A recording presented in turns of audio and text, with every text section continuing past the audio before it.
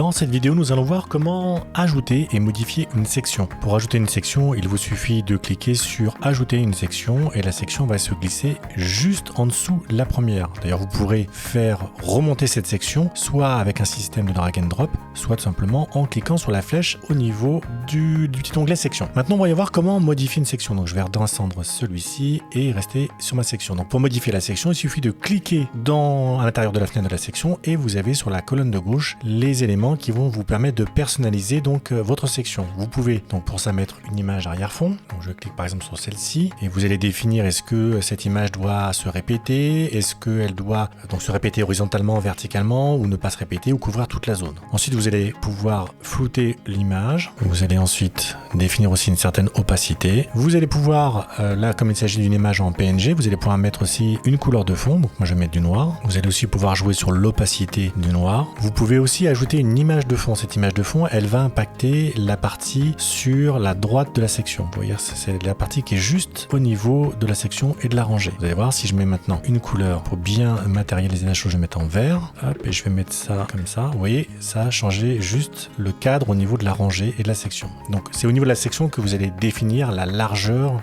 de la section. Est-ce que vous voulez une section toute largeur? Est-ce que vous voulez une section moyenne, petite ou très petite? C'est ce qui va conditionner, vous allez voir les éléments que vous allez rajouter en dessous. Et si je reste en large et que je rajoute un élément de type titre juste en dessous, bah vous allez voir qu'il va garder exactement la même largeur que le contenu principal. Donc si je reviens sur ma section, vous allez donc pouvoir agir sur le style de la section. Et vous allez aussi pouvoir agir sur les marges, qu'elles soient internes ou externes. Enfin, vous allez pouvoir définir est-ce qu'il y a des visuels qui sont accessibles au niveau de la partie mobile, de la tablette ou de l'ordinateur. Enfin, vous avez un attribut qui se trouve en dessous, ou qu'on verra un peu plus tard, qui va vous permettre de pouvoir rajouter des encres sur des boutons, c'est-à-dire qu'en cliquant sur le bouton, ça peut vous ramener en bas d'une section spécifique ou à une section spécifique au sein de votre page. Ensuite, vous allez pouvoir définir une prévisualisation en vue tablette ou en vue mobile. Pour pouvoir voir ce que ça donne, vous allez cliquer après sur aperçu pour voir le rendu de votre page. Pour supprimer une section, rien de plus simple, il suffit au niveau du petit onglet section de cliquer sur la petite flèche et là vous allez soit pouvoir dupliquer la section ou supprimer.